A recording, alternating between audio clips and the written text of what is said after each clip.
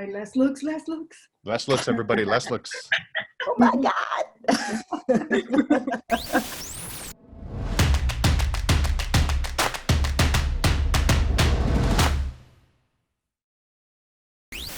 Hi, everyone. My name is Angie Rozaturis. I'm the executive director of the Femme Frontera Filmmakers Showcase. Thank you so much for being here.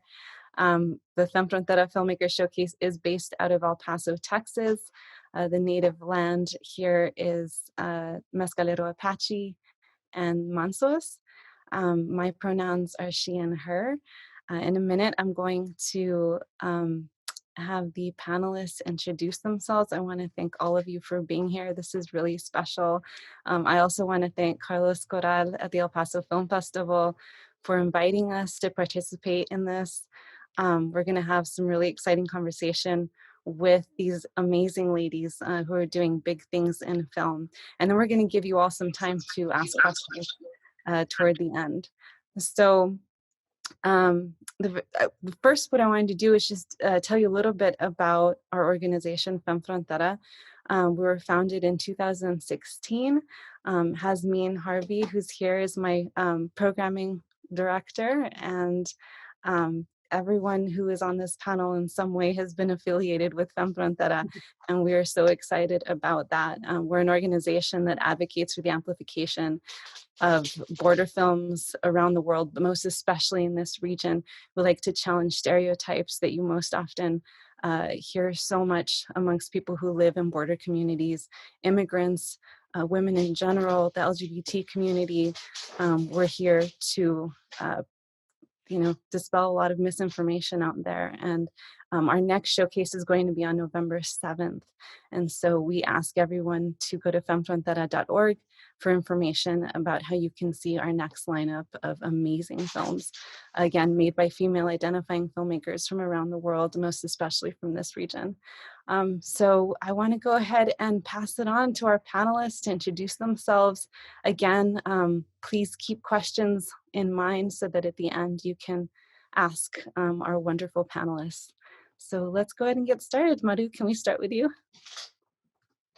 Yes, of course. I'm very happy to be here. Hi to everybody that's joining. My name is Maru Buendia-Senties.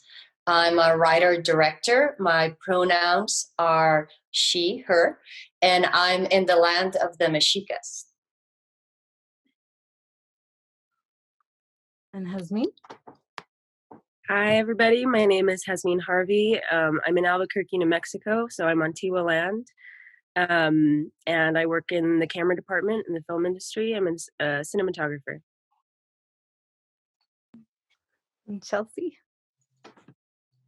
Hi, I'm Chelsea Hernandez. I go by she, her. I'm a documentary director and producer and editor based in Austin, Texas, which is home of the Jumanos, Tonkawa, Wahilfican, Sana, and Comanche. And Sharon? Hi, I'm Sharon Artega. I'm a mainly narrative and commercial writer, director, producer, and I'm on the same lands that Chelsea is on. My pronouns are she and her. Lizette, welcome. Hi, everyone. Sorry, I was having a little trouble logging in. My name is Lizette Barrera. I go by the pronouns of she, her. I'm based out of Dallas-Fort Worth area.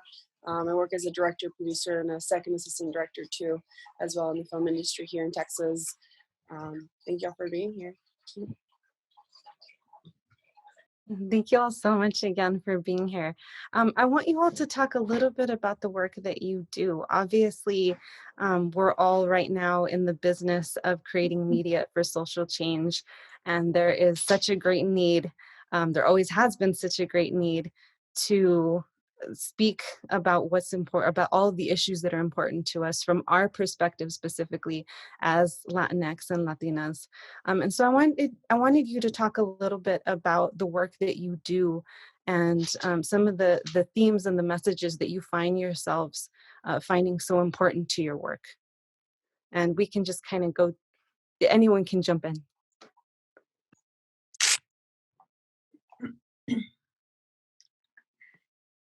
I guess I can Nope, start. okay. Go, Sharon, go. I never knew that I was going to be telling the stories that I am. And it was never like a conscious thing. I think when I approach my work, like I start with an image and I follow that image and then, bring words to that image. And it's usually like a process of discovery for me to realize the things that maybe I had inside that needed to come out. And so the themes that have come out of my work is a lot of like barriers between people or differences between people. So usually my stories, the conflict is based on like a generational barrier or linguistic barrier, gender.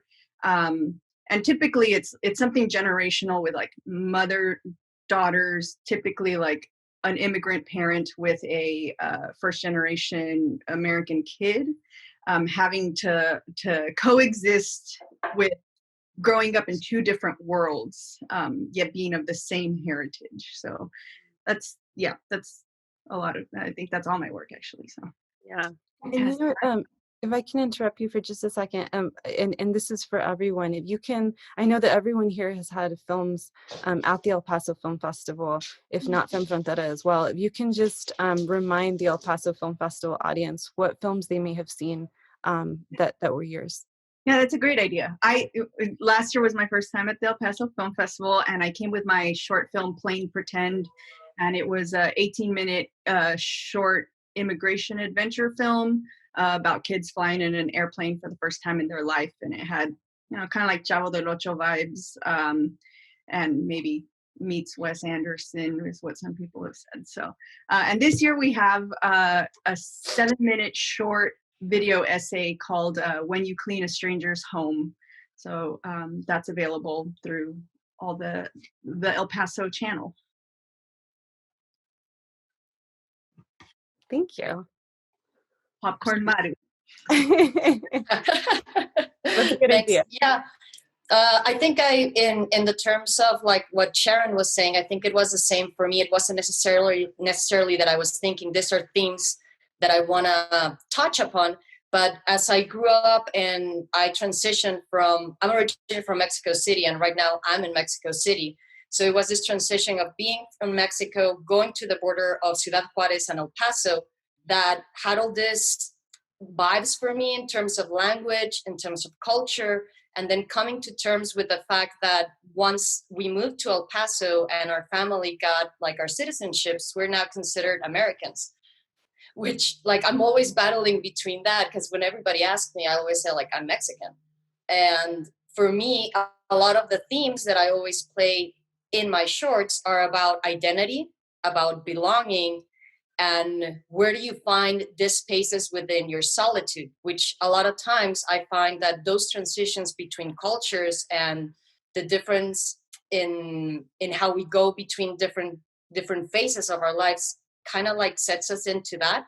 And the films that I've had like in El Paso Film Festival were La Pared, that was about a couple that used talent from Ciudad Juarez with Perla de la Rosa. And we had an actor that's from Nayarit, but most of his life he spent in Ciudad Juarez and El Paso, which his name is Joaquin Cosio. And it's also all these barriers of identity, of where do you belong in society or in a relationship.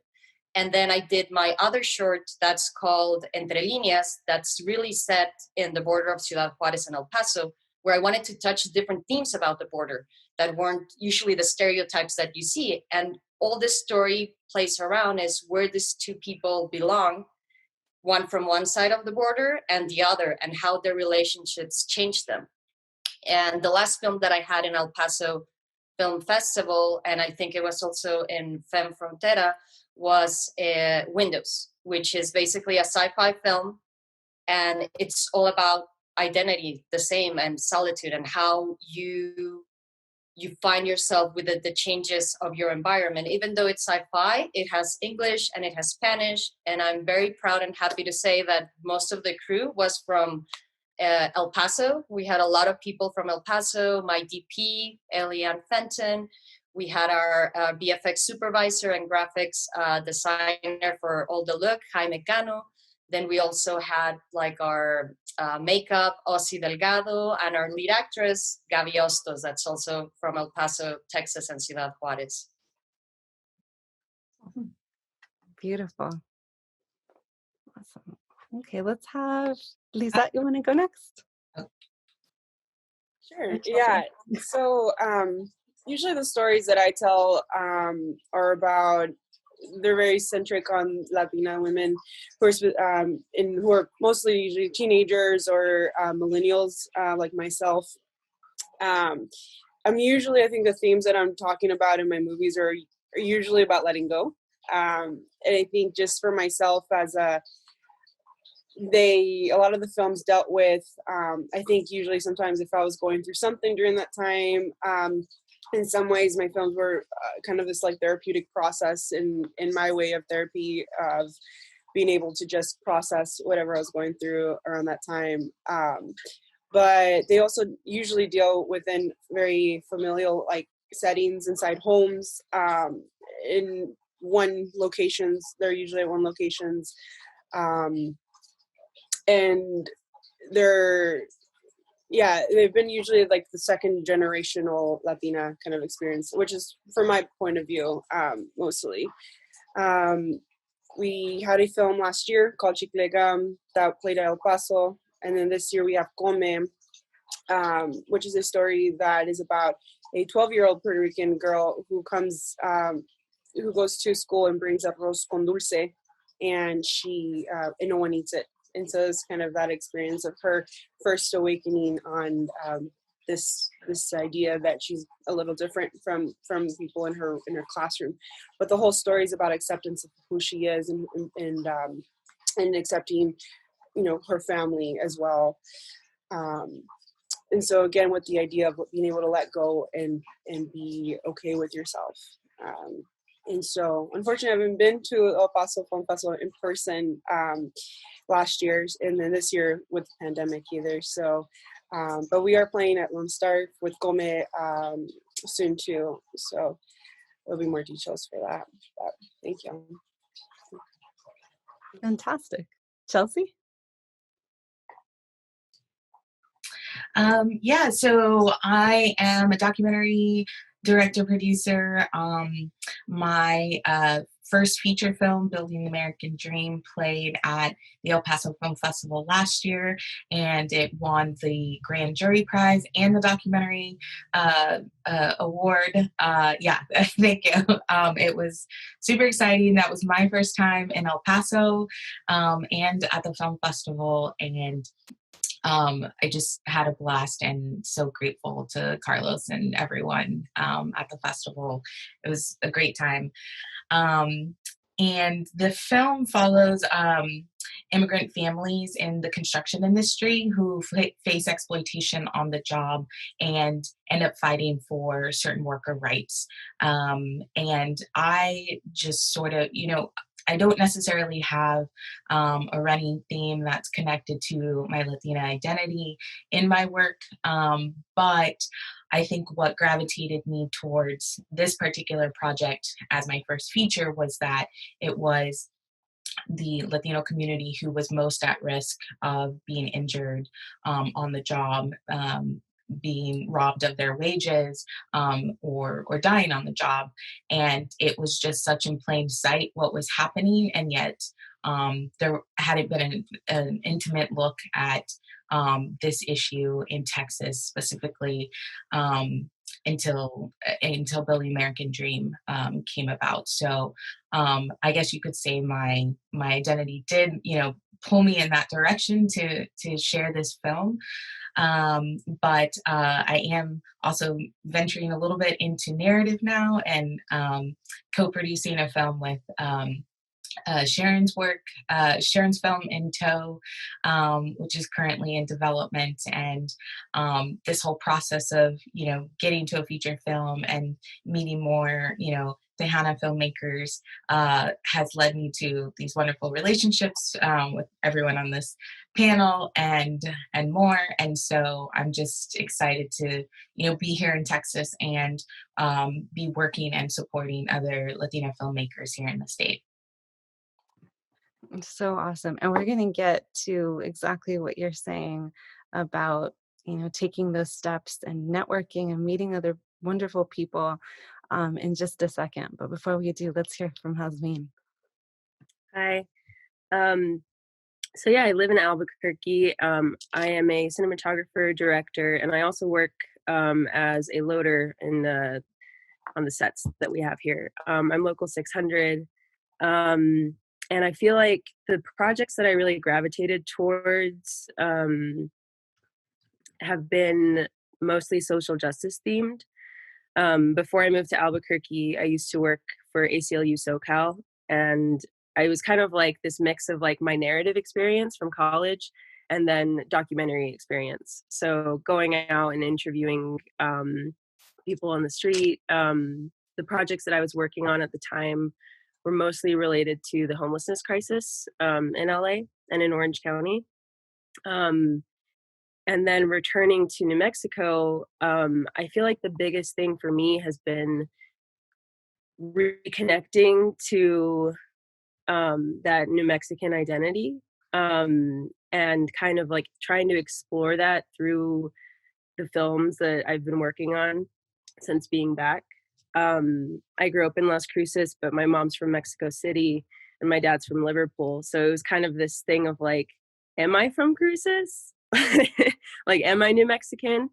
And I think that the last few years of living in Albuquerque have definitely kind of made me feel more, I guess, like centered around like who I am as a person.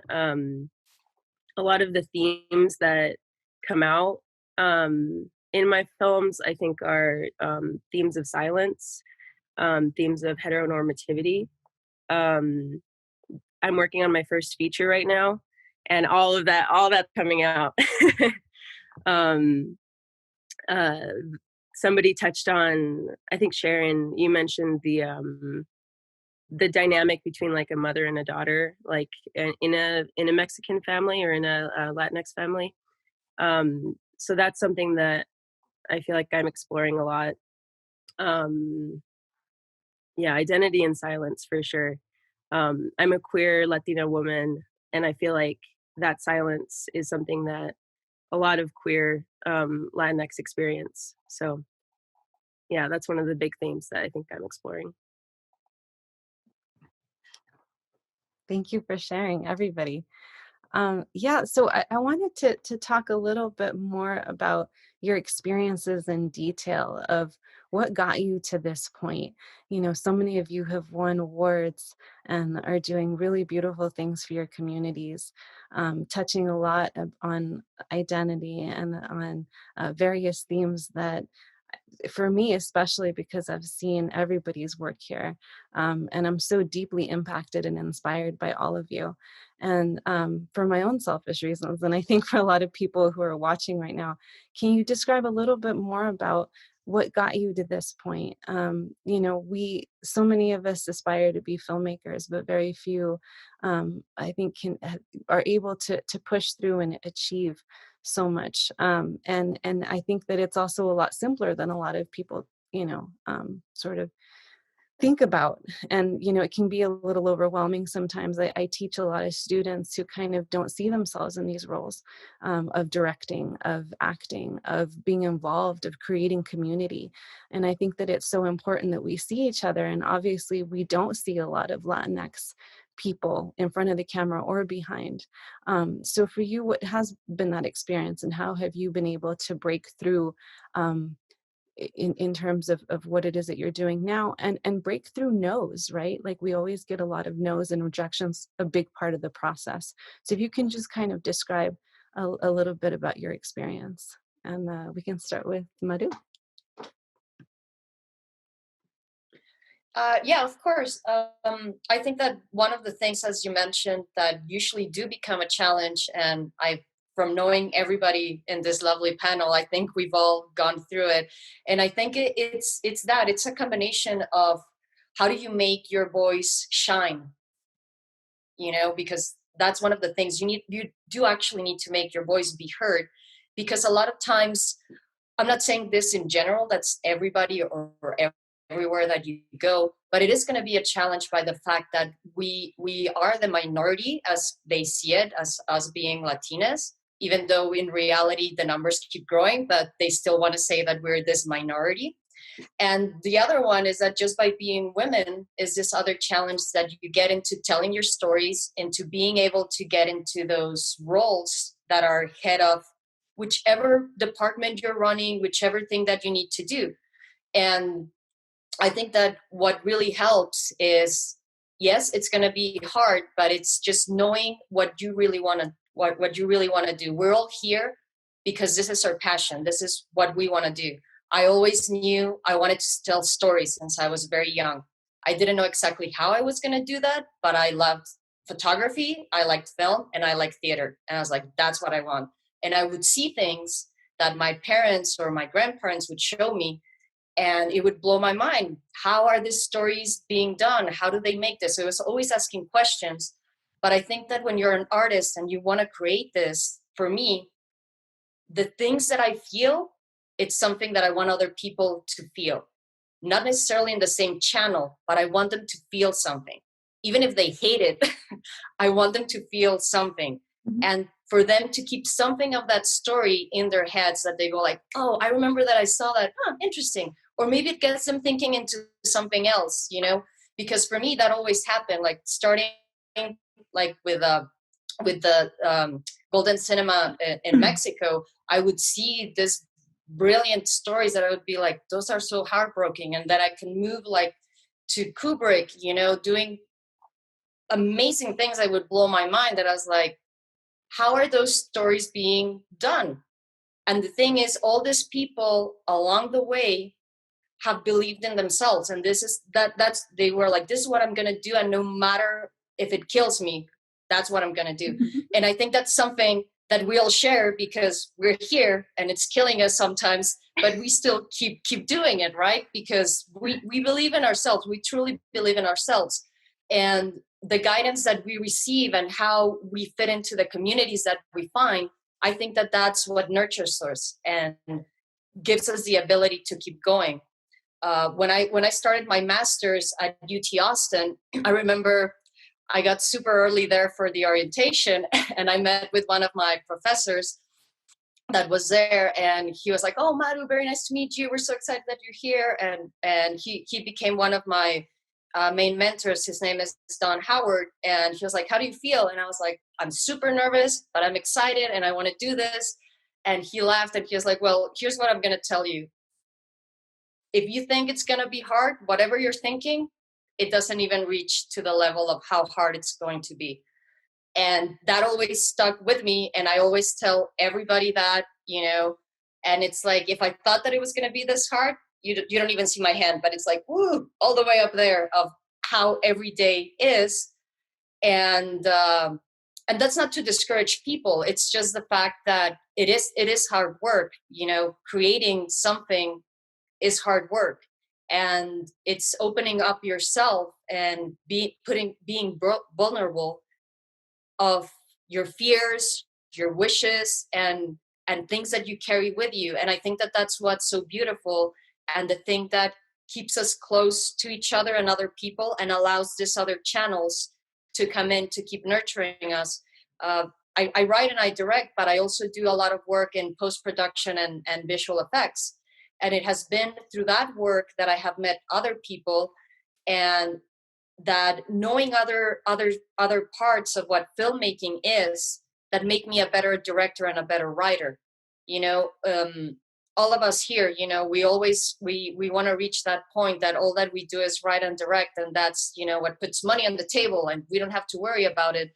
But as we all find, reality is we have to find ourselves and our passion in other channels. And I find that in post-production and visual effects, and through it comes a lot of learning. And I've gotten the opportunity to grade with great companies like Pixamundo, Mirada, and currently like with Amazon Studios. So what I guess with all this rambling, what I'm trying to say is that there's not necessarily an A to B point. but you eventually get there. And I think that with the support and this web that we create of these networks and these roots that uphold us is the way that we keep growing. Absolutely. Oh, that was so good. Thank you for sharing. Jazmin, would you like to go next? Sure, yeah. Thank you. Yeah, I think that it is definitely really important to know other parts of filmmaking, right? I joined the 600 maybe 4 years ago, and I've been working as a crew member on, a lot of them haven't come out yet. But I worked on a movie called Bios last year that starred Tom Hanks. Right now I'm working on a movie called The Harder They Fall. That's for Netflix. I worked on Messiah, Unpregnant, which just came out on HBO Max. Couple more that I don't know. It's like you start forgetting like what you've worked on, but and I've worked as a in the camera department as a loader, right? And I've learned so much from just starting at the very bottom of the camera department, first as a camera PA, and then working my way up to utility, and now as loader, and bumping up to second AC whenever, and it has made me a much better filmmaker because I'm around all of these extremely talented people all the time, that it's amazing what we do, and it's amazing how fast we can do it.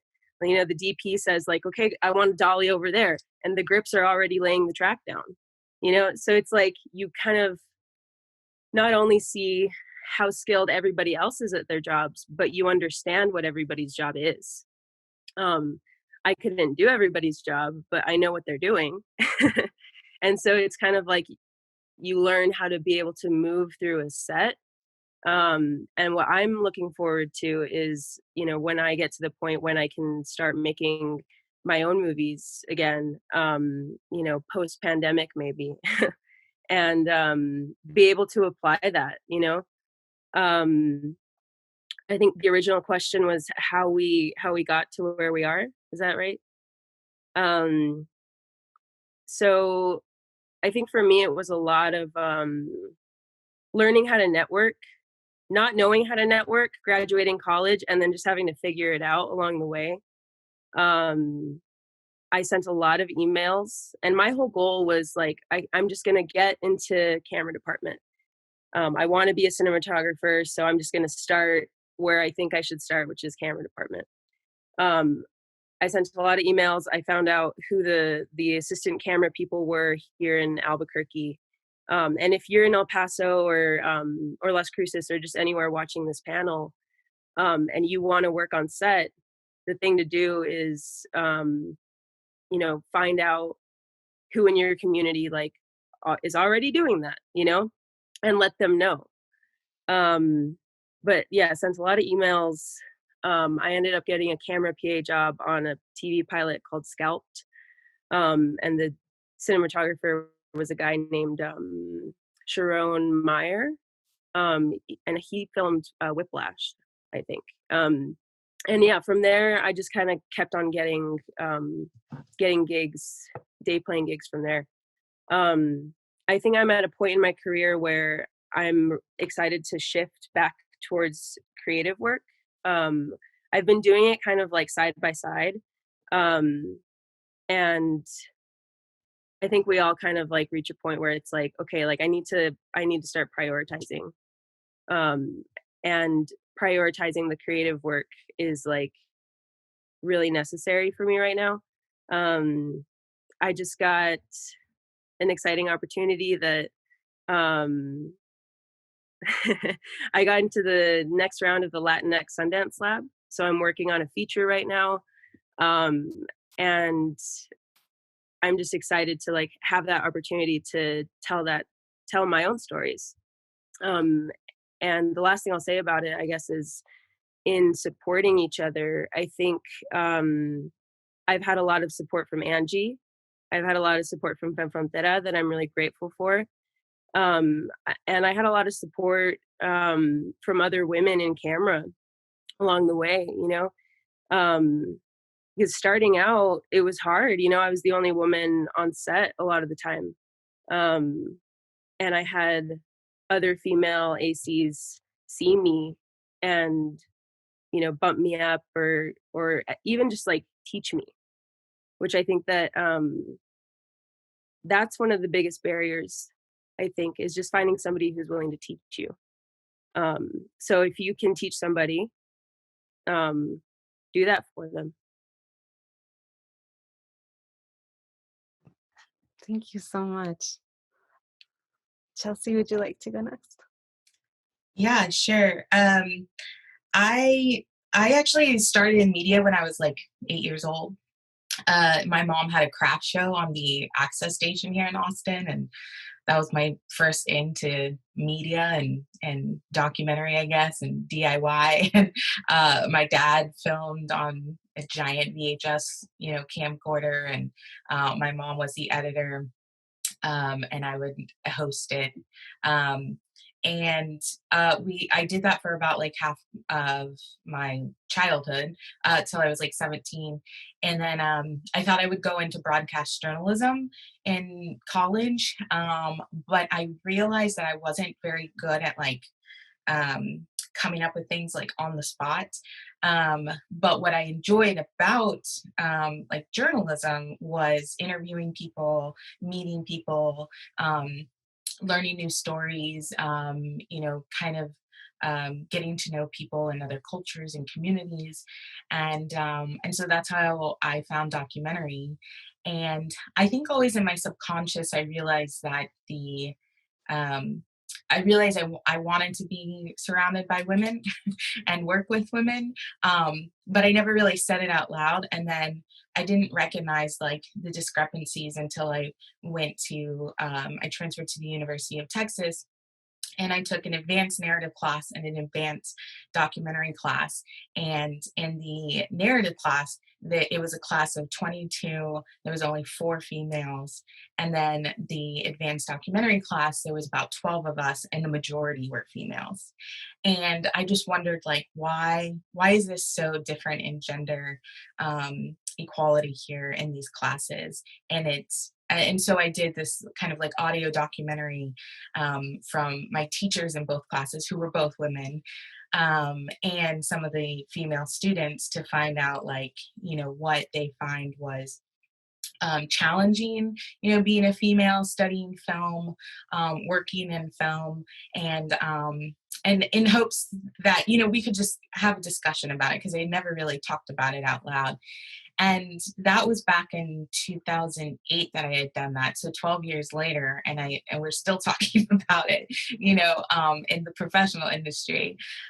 So I feel like over the past 10 years, it's been really important to me to make sure that I'm seeking, experienced female crew members, to work with.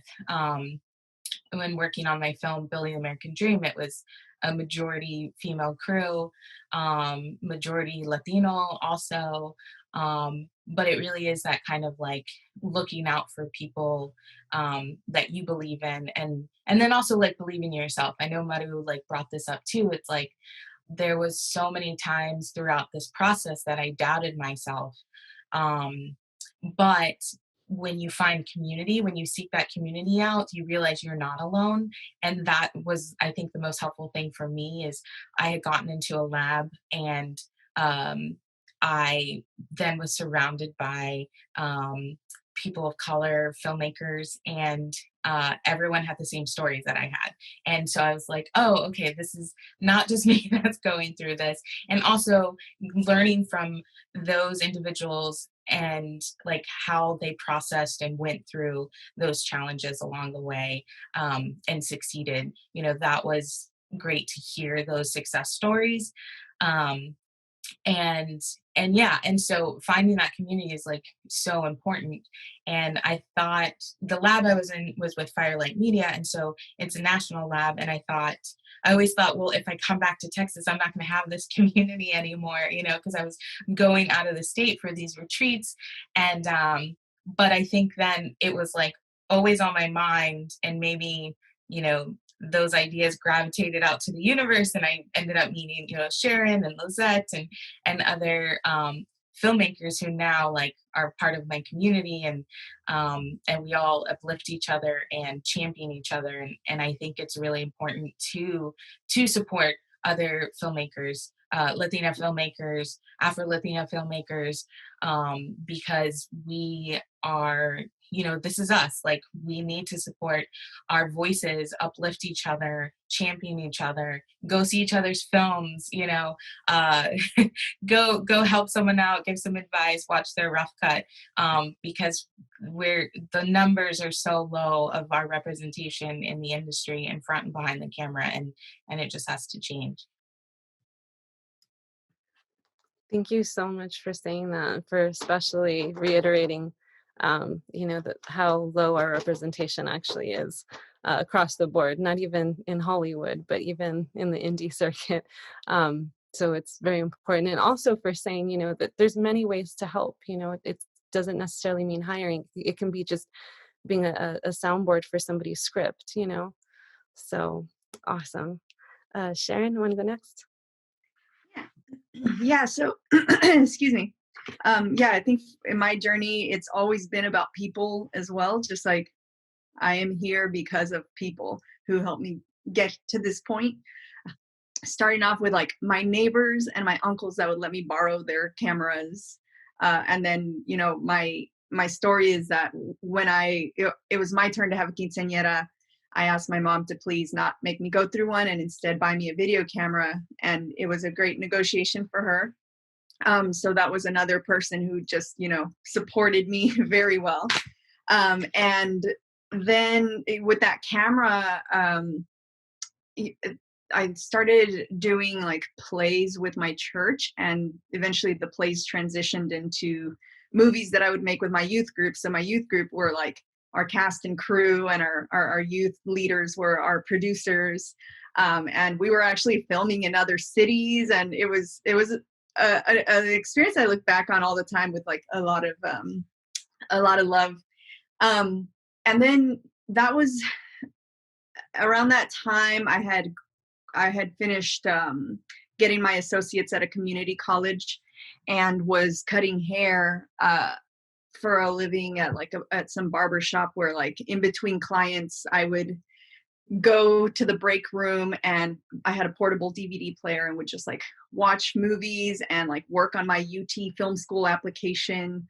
And I was rejected twice from the film program. I got into UT the second time I applied for it, but I did not get into the film program. So, it was a lot of disillusionment, because it's like at this point, 2 years of my life have gone by, and I'm already on a slower track because I did community college first and then was in the workforce for a bit. But then after being in UT, maybe 1 or 2 semesters, I reapplied to the film school and finally got in, and oh my gosh, it was the best thing ever. And getting into the film program, I feel like there was already that doubt that I had. I remember just calling my sister up so many times and just being like, everyone's so amazing here. My work is terrible. Like, everyone knows everything already. I don't understand. And she was constantly having to remind me, like, Sharon, this is school. You're there to learn. Like, if these people happen to know, like, that's them, you are there to learn. So, I, spent a lot of time in my my professor or instructor's office hours. Like, I was that person that was like, all right, I finished my storyboards. Can I have feedback? And I learned so much in that process. I think my films would have been something totally different if I hadn't gone through that learning process of just like, not just of showing, not telling, and knowing how to be really efficient with what you're doing. And then, my last semester at UT, I was going to go to the UTLA program, and I ended up realizing like I haven't made a film for myself. I'd only produced and done my other films that were very, very freshmanish. I don't know the word, but they weren't the best quality. So I decided not to do the UTLA program so that I could stay and do my film. And in that undergrad thesis class, again, it was like Chelsea said, it was a class of 17 people and 2 were women.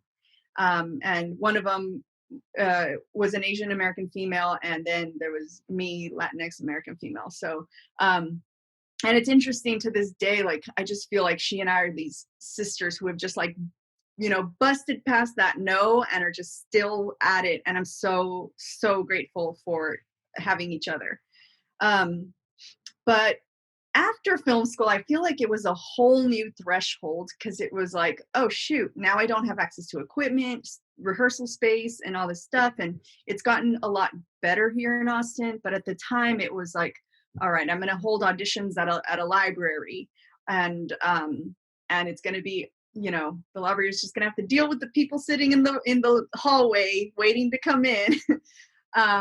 But you know, now I'm 5 short films in, and I know we've talked about doubt, and I wish I had better news for anyone listening that's looking for a hopeful answer about doubt. But like, the doubt is always there, and I think it's one of our biggest no's that we have to push past. Because the last time I like heavily doubted myself was Thursday.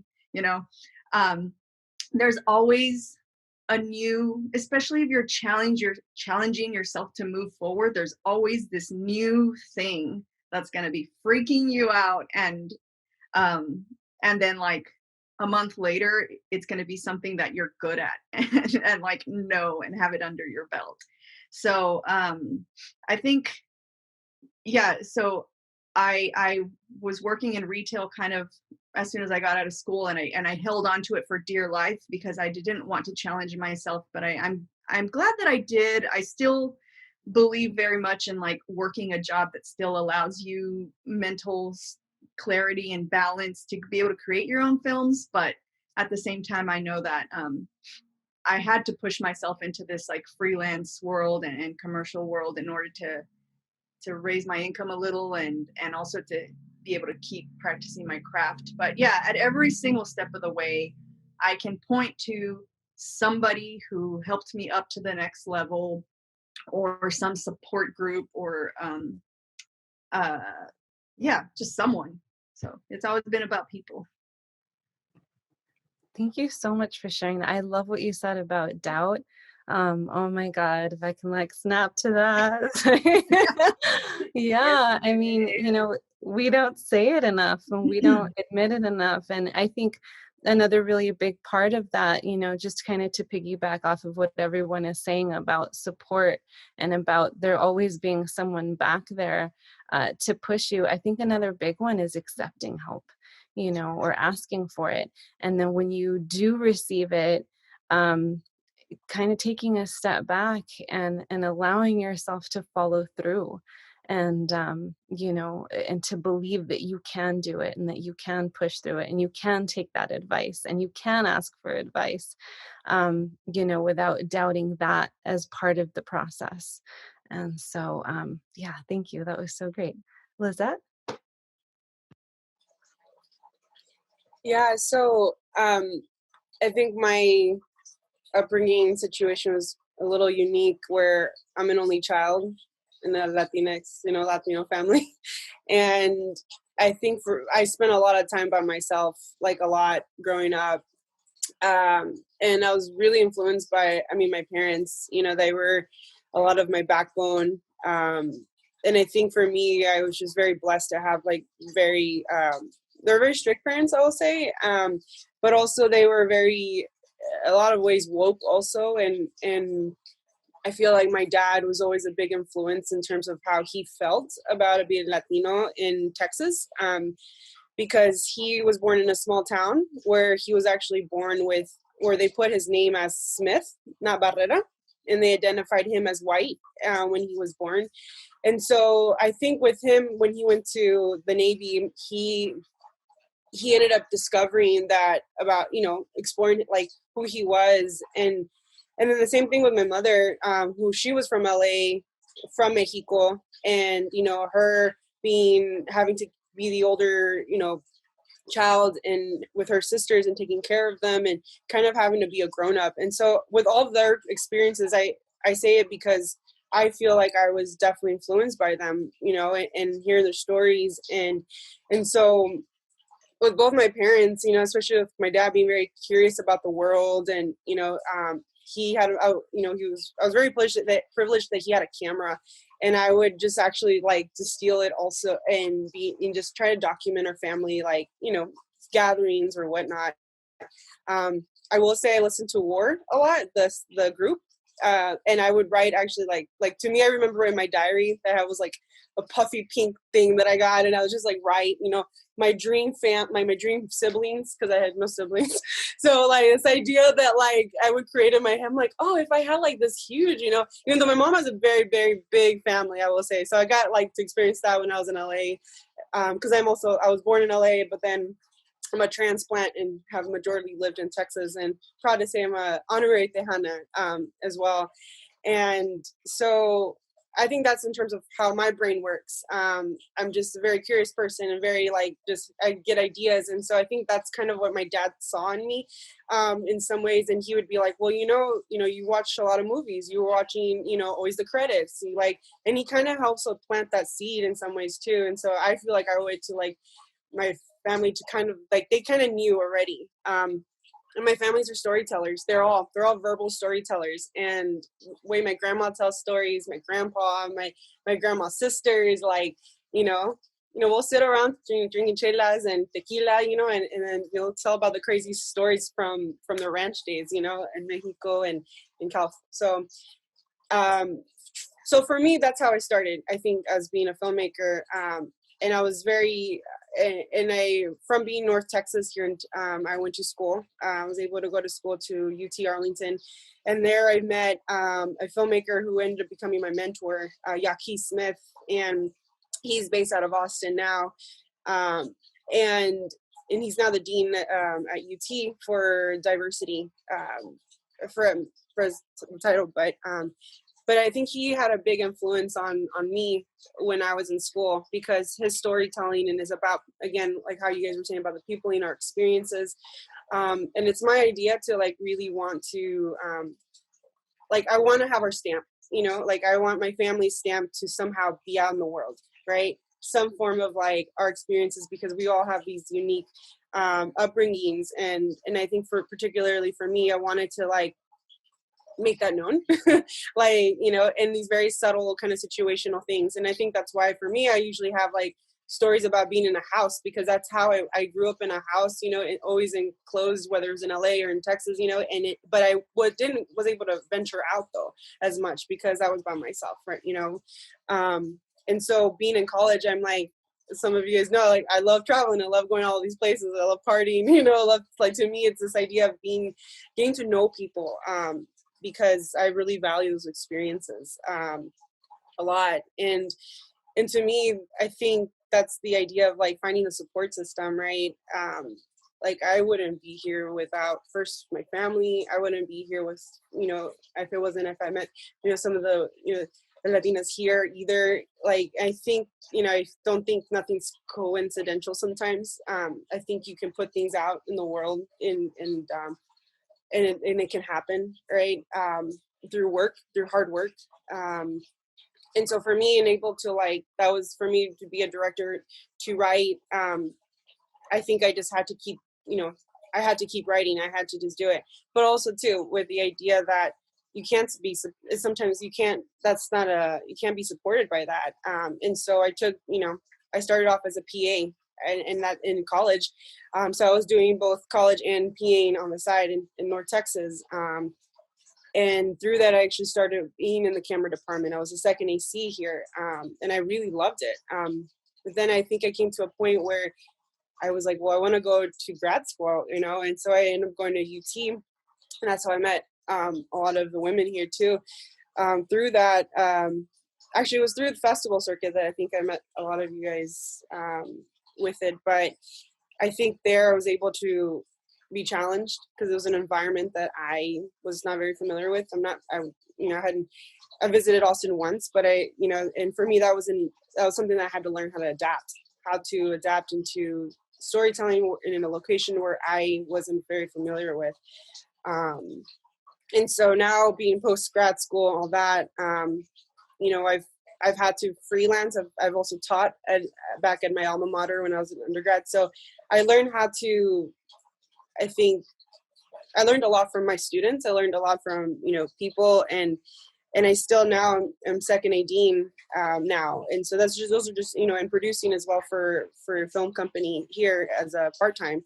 So I think those are things I just had to learn how to adapt. And again, I completely believe in the idea that in order to be also like, for me at least, to be a producer or director, specifically a director, I have to understand how a film works, how a film production works.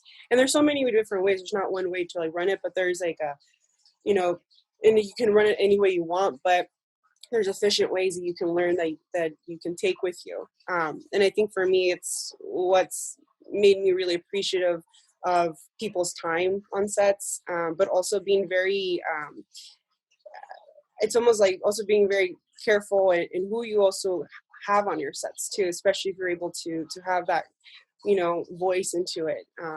I've been very privileged to have a lot of people of color on my film sets, queer folks as well. Myself as being queer, as I'm bi, and it's like the idea of my stories also being able to transcend, and I hope that my crew also can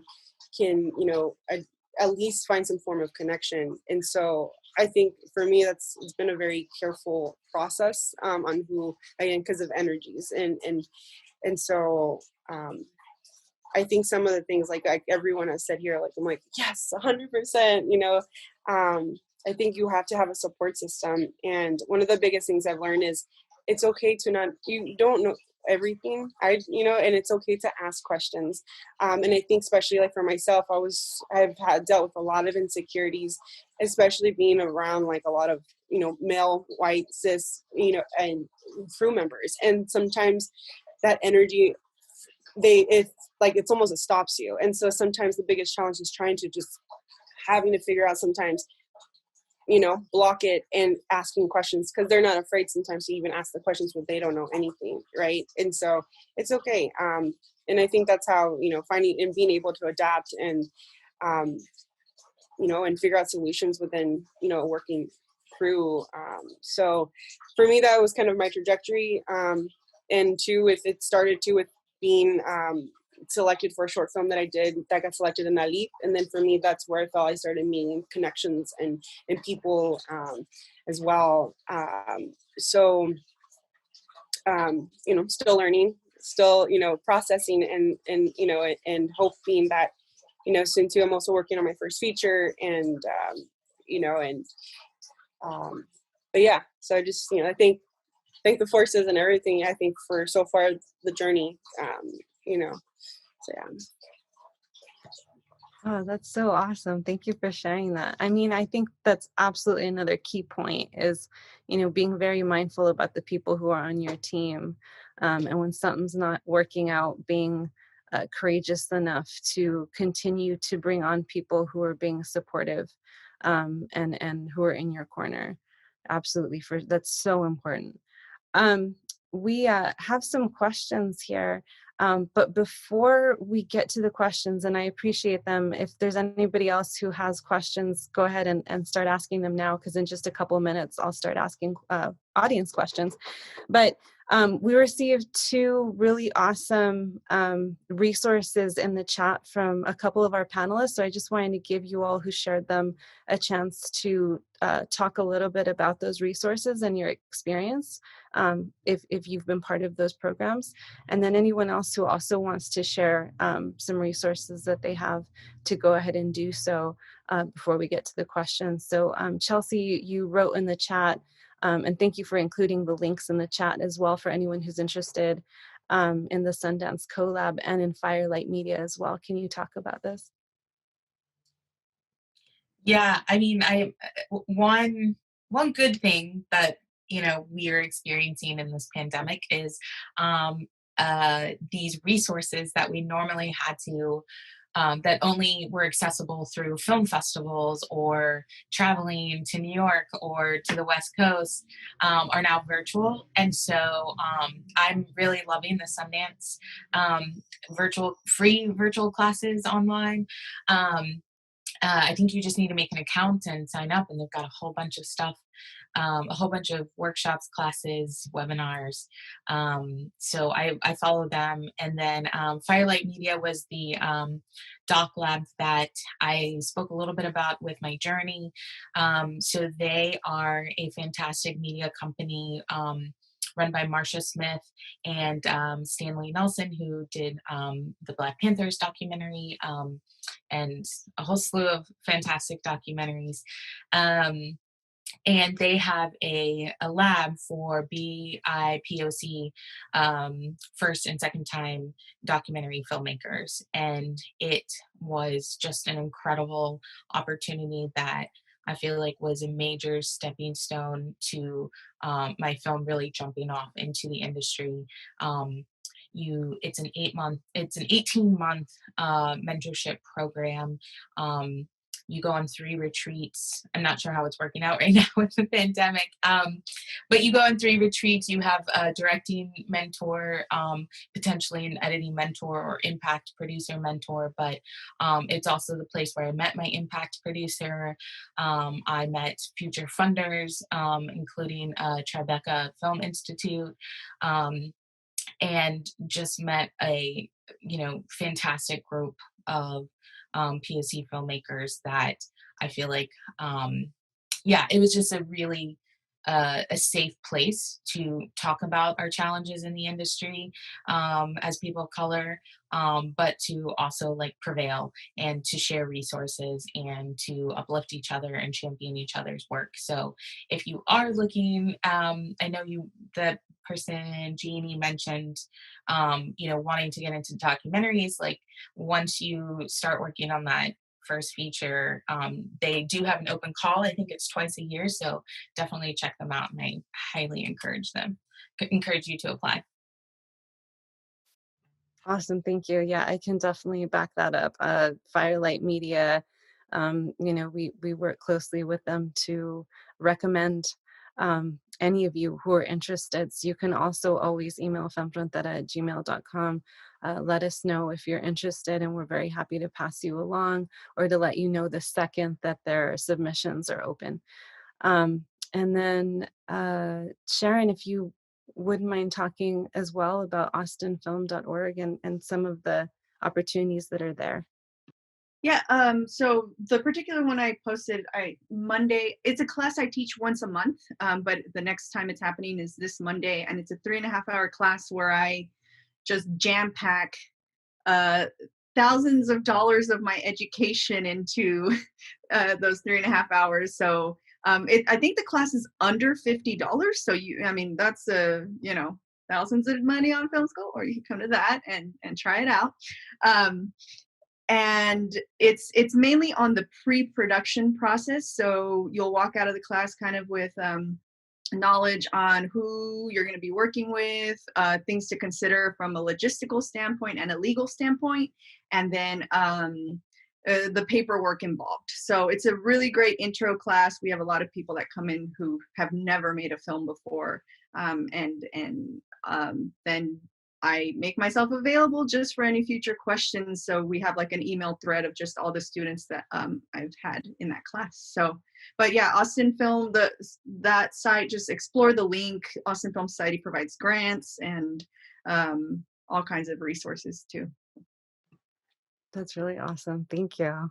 Femme Frontera as well. We offer classes both for youth and adults, primarily during the summertime, but we're going to be trying to do a lot of that throughout the year as well. So if you follow our social media, you'll be able to find out more information about that. And the majority of our classes currently are smartphone device filmmaking. And we know that resources are a little scarce right now. We want you to still continue to make your films. And whether you're going to be doing a feature film or a commercial for a business, we're here to help in that respect. And we also provide grants. And this year, for the first time, because of the assistance from the Ford Foundation that we're receiving, we're going to be able to provide development grants as well for the first time. So when you're writing your script, when you're starting to do pre-production for that movie that we're all going to film once the pandemic's over, we can definitely help you out with that. So again, please stay posted on all of our social media and our website for all that information. Does anyone else have resources or classes or information they'd like to share?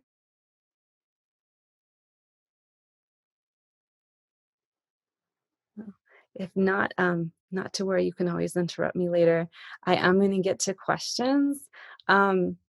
The first question that we were asked is if I was going to share my journey. Hi, Mom. From my filmmaking journey. You know, it's funny. I thought that I was going to be going into music production. I was playing guitar in rock bands throughout high school, and I thought I was going to be a music producer. And I ended up taking a film class because at the University of San Francisco, there was no film program at the time. It was media studies. And so it was great because I got to, dip a toe in like several different kinds of media. And I ended up taking a filmmaking class and absolutely falling head over heels with it and trading my electric guitar in for a camera. And it's been this ever since. Although this morning I picked up my guitar for the first time in years. It was interesting.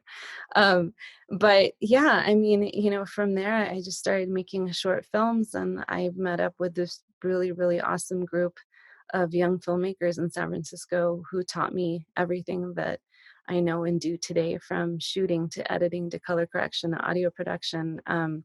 And so, I was able to really get involved with that.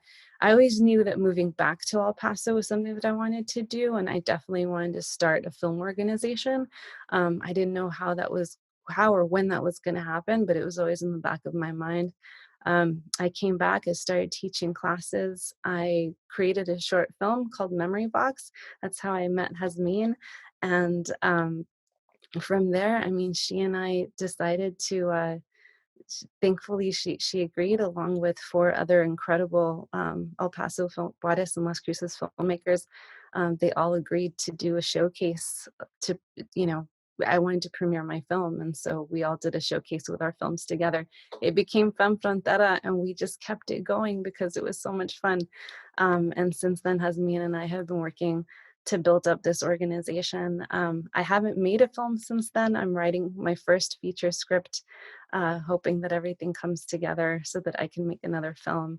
It's very difficult to run a film festival and a film organization and make a film, but and be a mom. But it's all of these experiences are super rewarding and what are keeping me going during the pandemic. So yeah, that was my journey in a few seconds. But we also have a really wonderful question from Janie Martinez. She says, hello, what would you ladies recommend for someone like me who is looking to transition into the film industry? Any suggestions on courses, groups, etc. that I could look into for more experience? I am currently in the video production industry, one of only 2 female producers / directors in our area running a production company. Hey, congratulations. I transitioned from marketing, sports entertainment industry to production and still learning. Eventually, I would love to have some documentaries under my belt, but I still have lots to learn. So if you all need to look at that question, it is in the chat. Does anyone want to start?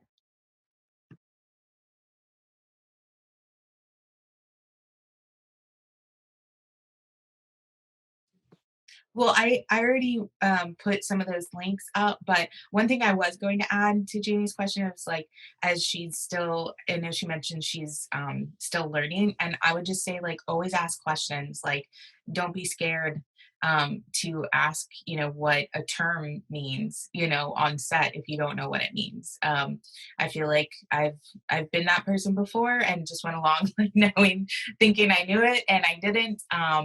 And so there's nothing wrong with asking questions. And also, like, you don't have to be everything and know everything about every single position. I thought for a moment that I needed to, be the lighting person and the camera person and everything. And, like, seek out help, seek out other people who know what they're doing. But you don't need to be a one person, director, camera, lighting, sound person. Like, definitely seek out help, or advice, guidance from mentors, to help you along the process.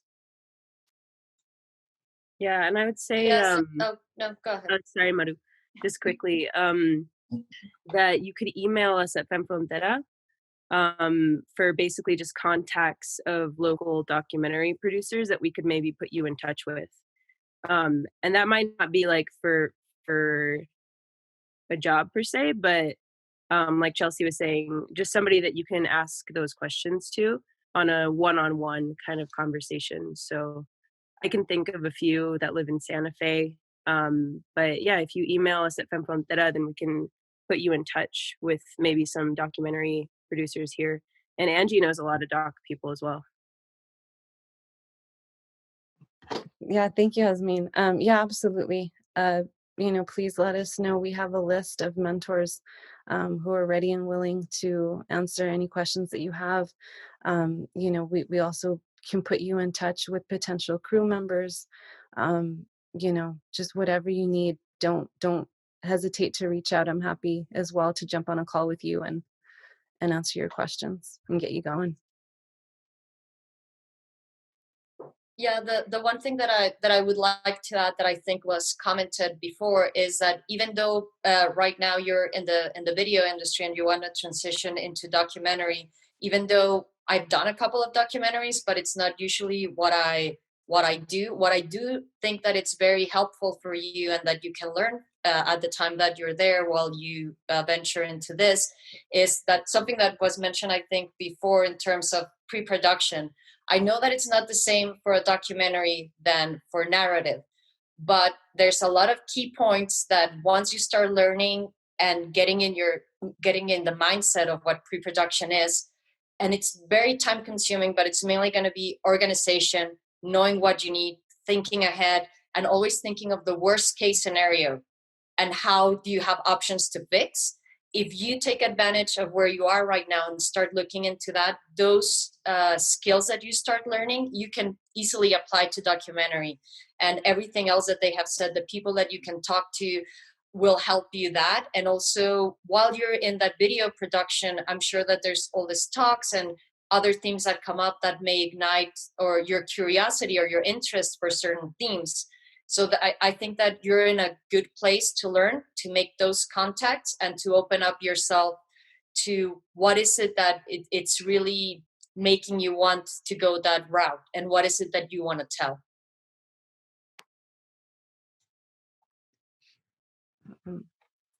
Absolutely. Thank you so much for everyone sharing. Is there anything else that anyone wants to share?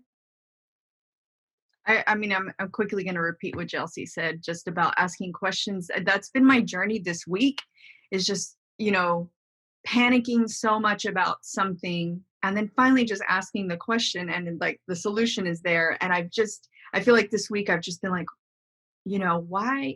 I mean, it's probably not healthy to think about the past like this, but I was just like, I spent so many years thinking I had to like pretend that I knew what was going on and that's how I would learn. And it was a very hard way to learn things. And the easiest thing is just ask the damn questions. So. Yeah, for sure. And then Lizette, I saw you share Nalip. You want to talk about that a minute? Yeah. So pre-pandemic, they are they're an organization that gets and connects Latinx and Latino and Latina filmmakers and also up and coming filmmakers, or if you're just interested in for me, that was my first kind of, I think, introduction to going into sessions and understand, because they'll also do I think every year like a media fest, and they have also other Maru, you might be able to actually speak better on some of this too, but they actually are going on right now. Yeah, I know there's one happening now. I think they're on day 3 or something. Okay. But what they'll do, they have, but they're right now online because of the pandemic, but they'll have sessions, they'll have short films, they'll have different, you know, different things that'll happen to them. And I think that could be another source as well too, you know, to get information, just kind of like how I work today. But you'll have also other people's experiences as well. But it's a good organization. I know it's helped me first when I was on my first, you know, still on the journey, and they continuously help fund as well up and coming filmmakers and in developments as well. Yes, absolutely. NALIP is a really good organization that I think through it, we've also came in contact. I believe that's where we actually met in person, Lizette, on that special screening that they did downtown in LA. And it's good to look into it because, like Lizette is saying, they have all these programs right now. They're going. And I think you can find them in Facebook and in the link that they have there. But all of this I'm going live and they can be online. And one of the great things about that, I think, is the community that they create and that they nourish. They really do set up a good platform for every artist to get a chance to shine and to talk about their projects. They always bring amazing creative and amazing executives and other types of organizations that go into the meetings that really allow you to explore other people, see other people's work, because I also think it's key to be able to meet other people and see their work, because that inspires you and it also encourages you and it brings you up to a challenge. And I think this is a conversation that I've had with everybody present in this panel before, of what I've enjoyed so much is it opens you to these connections, and then seeing their work challenges me to help me keep growing. And I know that it becomes very selfish when we go like, what does it give me? Me. But in the end is the more that you get, the more that you're able to get back. And the more of a challenge, the more I know I'm going to try to find solutions that to that problem or to that challenge. And all of these organizations, I think, do the same. So what it's helpful for everybody that's watching to reach out is that fact that there's always going to be somebody else that has gone through that, you know, and the fact that we're able to give that back just makes us become stronger, you know, because we already went through that. If I can help anybody through all the mess and the hell that I've gone, absolutely, because that's the way that it has happened before to somebody before me. And in the end, you know, it's going to come a time that probably all of you that are starting are the ones that are going to be like, oh yeah, maybe I can give you a job and you can come here. And at the end, that's the point. And I think reaching out, asking the questions, going into those organizations, or just somebody that you're interested in talking, just do it, because that's the way that you're going to keep growing and finding your own path, what you want to do and what you don't want to do. Yeah, I second that. That's really, really great advice. We have one more question. It's, did growing up in the borderland give you more challenges to face or more of an edge when entering the filmmaking industry? Who wants to go first? Well, I'll go.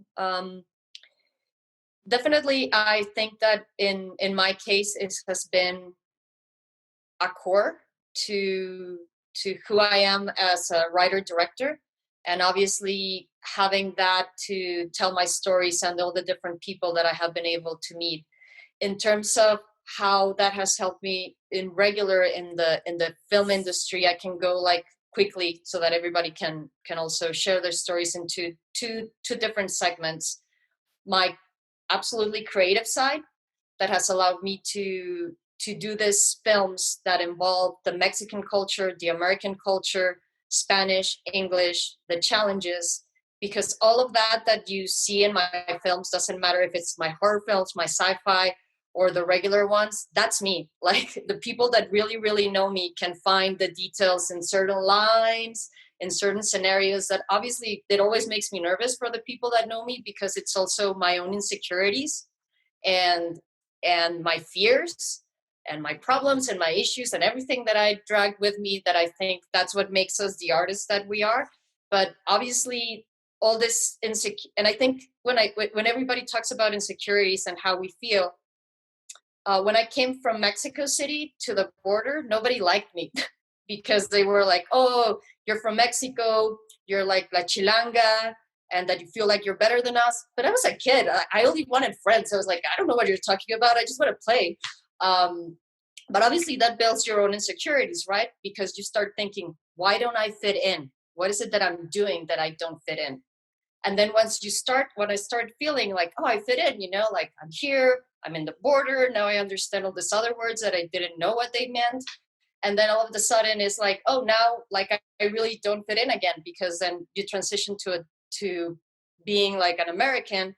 And now it's like, oh, now you feel like you're better because you're American. So there's all these insecurities that come up, right? That bring this in me, that you go like, but why? And then it's not until things come up that you start sharing your stories that people like, that they identify, because they go like, oh, I go through that identity issues too. Oh, I go through that insecurity too.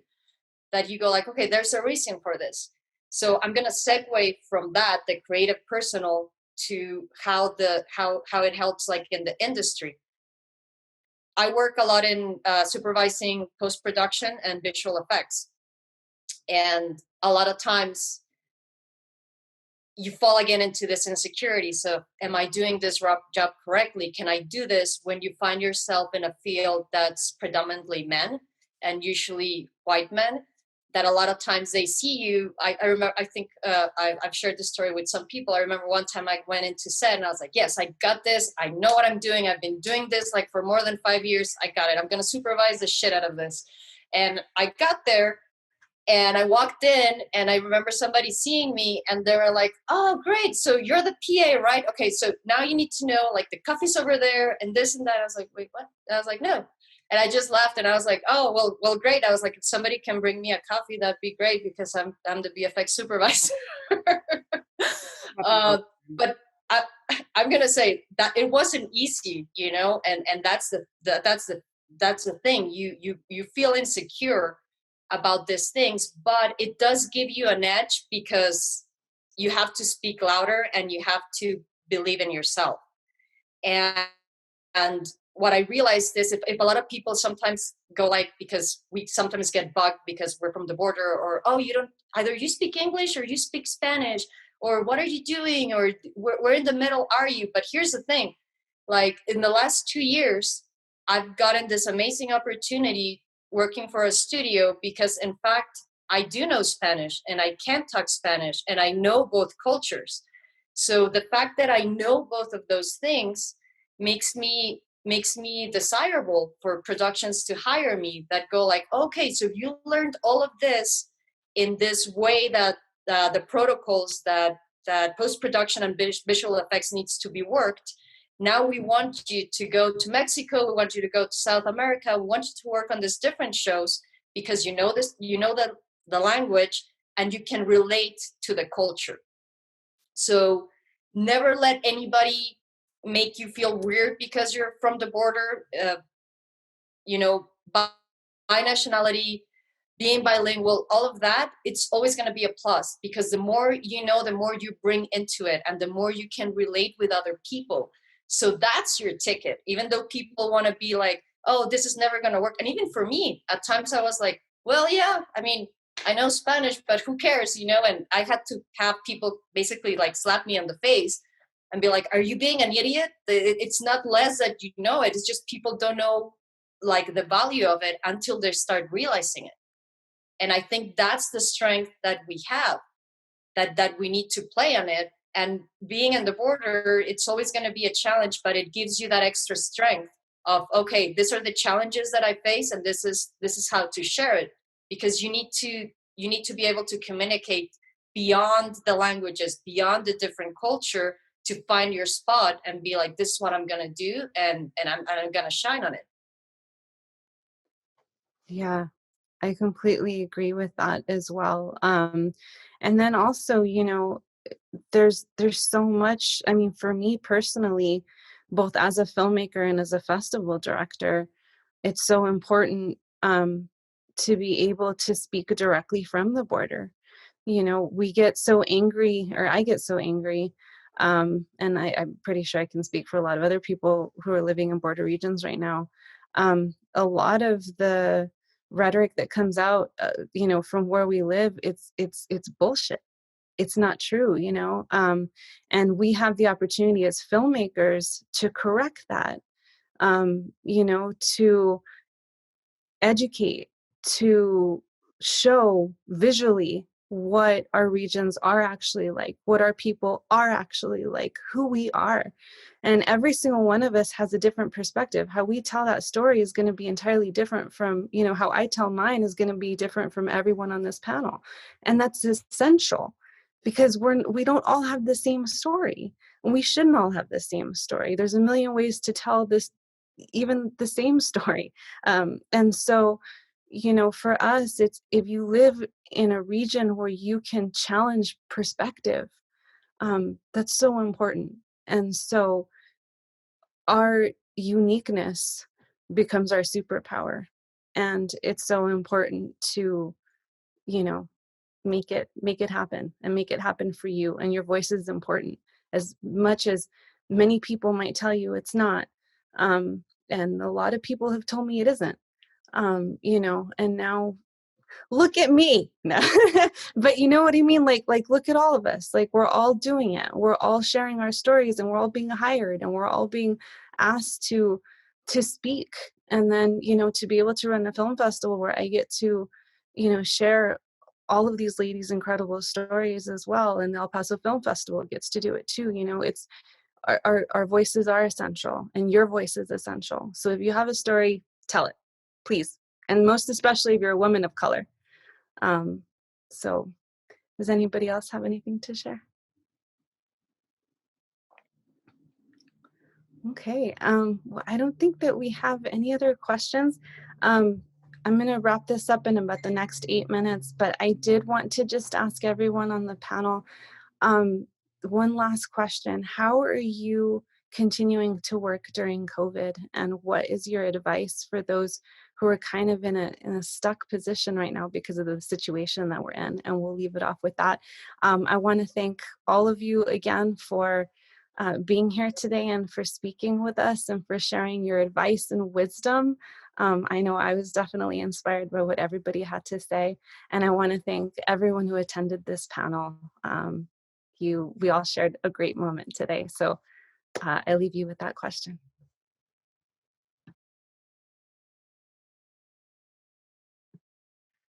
I guess in my case it's a weird combination because of the two things that I mentioned that I work on, which are my creative and the other one. My creative side is horrible right now. I'm not gonna lie about it. It's very hard to be writing and trying to create the stories that I want to share when all the time I'm locked up and every day seems like the same.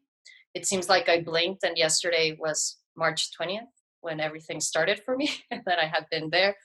But I have to say there's a big advantage to that, because I've realized that I have time for my thoughts, even though that can be brutal as well. And it becomes a challenge to really think about yourself and where you are and what you're doing. Because I think that one of the things that we have all mentioned is this doubt, right? And in times of isolation, you doubt yourself more. And for me, the nights become crazy because it's when I start thinking more about this and I fall into the imposter syndrome. So I think that for everybody, what I would recommend is reach out to your community, reach out to your friends and the people that you trust the most, because you don't always have to feel okay. You don't always have to be happy. You need to process your emotions, because that's part of your creative side. And if you don't let those emotions flow, then you're going to be bottling yourself up. So you really need to get that out of your system so that you can be creative and find the people that support and see your voice, and know that, even though at times with this pandemic, it seems like the end, it's not the end. It's actually like a new beginning that's giving us other opportunities. And I think the main one is to value and cherish our own time, the time that we may not have had before, and use that. And if it's not to work, don't do it, you know, because maybe you deserve rest and you need that to keep growing. Yeah, I think something interesting about this time and the return to work is I've never had a Netflix training about mental wellness. You know, like it's also coming from the top down that they're actually maybe thinking about things like that more. I went back to work around mid-August. And I think the other thing about it is that, like, it's amazing how adaptable we are, you know? I thought it was going to be really hard to wear, you know, a face mask and goggles all day. And now I'm just kind of used to it. And honestly, like in New Mexico, I wish that they'd given us face masks and goggles before, because it's so like windy and dusty that it's kind of like, okay, cool, I'm just going to put my goggles on. So it's been interesting, like returning to working on set and kind of like being part of this new on-set landscape and seeing how we're doing it, like what are the rules. I feel like I have a better grasp actually of like how to stay safe in COVID. We have health and safety officers that come around and like tell us to stay 6 feet away, tell us to put our goggles on, all that stuff. But it's been a crazy time. I mean, so I got the notification on like the beginning of October that I had made it into the next round of the Sundance Lab. And since then it's been like, I go to work, I go home, I work on the script, I go to work, go home, work on the script. So I have less time than I've had all year. And that's kind of the weird transition of having all the time in the world in March to now the end of the year being frantic a little bit. But I'm also just really excited for the opportunity to like have them read my script. So I'm doing it, you know, like we're all talking about like self-doubt and having those moments. And I definitely, like 2 days ago, I think I was on set and I was like so mad that I was there because I was like, I could be working on my script right now, you know? And I sought out one of my friends on set who she's a PA, but I know that she's an amazing writer. And I spoke with her and and I told her that I was considering just not applying, like, because I wasn't happy with what I was going to turn in. And she was the one that like slapped me in the face and was like, you have to, like, what do you mean? Like, you can't not do this, you know, because it's better for them to read something of yours and to have some idea of who you are versus not putting yourself out there at all. And I think that is something that like maybe like it, you know, is something that like a lot of women and a lot of Latinx women experience, or women of color experience, is just like feeling like if it's not perfect that you can't apply, right? Versus a white cis man will just write a script in 2 days and turn it in. So I think the important thing is, yeah, to just believe in your story. And that's like what I've been trying to tell myself like this whole time, is just like, it is valid, your experience is valid, and it needs to be shared. So yeah, that's all. Thank you. And get going on that script. We want to see that movie. We're all holding you to it on this panel. Does anyone else have something to share? Yeah, I think I can just quickly, like, yeah, with COVID, I mean, it was hard, right, at the very beginning. And then I think for myself too, I learned that I was actually, now that I look back, I was so thankful for actually having time off. Like, I don't think I'd actually rested the last years. And for the first time, I felt like I had to be with myself. So I actually took like, during the time of it, I actually stopped working for like a month and then had to figure out how to sustain. So then I would take like, I don't know, like sometimes you just gotta like figure things out. there's like a subscription plan online, you know, like to write, translate, like to transcribe. So I took that up, realized I hated that. So then I was like, okay, well, I have enough money saved up. So I actually decided for myself, I was going to go, I booked it. I went to LA for a month, and I decided that I needed that time for myself to figure out me being with, you know, and that was a very hard trip, emotional trip. And I think when I came back, I kind of hit the ground running. I had to take also another gig in Corsicana on a feature. So but I think having the mental health, oh my gosh, like, I think now I'm like, sometimes I feel like, am I too positive now? Even though we're like going through so much like shit right now. But I just feel like I think I had to like figure out that, you know, at some point things like, we have to figure out how to make change, even if it's not out, you know, being super loud and doing things, but there's micro changes that we can make within our small communities, you know, with my partner or with my family, you know, or with my friends. I think to me, that's where I start. That's how I try to make change and try to like open dialogue. It's very subtle. It's not like I'm not blasting it anywhere sometimes, but I know what I'm doing, that I feel like I'm trying to get more educated. But also too, yeah, just trying to take in like photography gigs on the side, you know.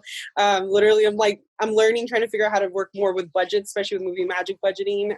There's just like a whole intricate system. So I'm like, again, trying to just like what those free resources, because I think some of the best things that came out of that was like these free resources online, which we never had access. We had to pay for it. And I'm like, okay, let's start learning again, be a student, you know, again. But just again, that's such a, I don't know, I just felt all of a sudden very so happy to be having to have that access, and also not just for myself, but people also, right? But yeah, and again, it's the support system too, with getting really close, you know, some tejanas, you know, and like having them and us, like, you know, being just each other's support, you know, too. So but yeah, so yeah, I've written actually a lot during this time for me. Awesome. Ladies, Lizette, Sharon, Chelsea, Jazmin, Maru, thank you all so much for being here. Carlos Corral and the El Paso Film Festival, thank you so much for inviting us to share this panel with you and your audiences. The last thing I would like to say is, everyone, please check out the Femme Frontera Filmmaker Showcase as well on November 7th and November 8th. There's many days left of the El Paso Film Festival with incredible films. Please go and watch and support.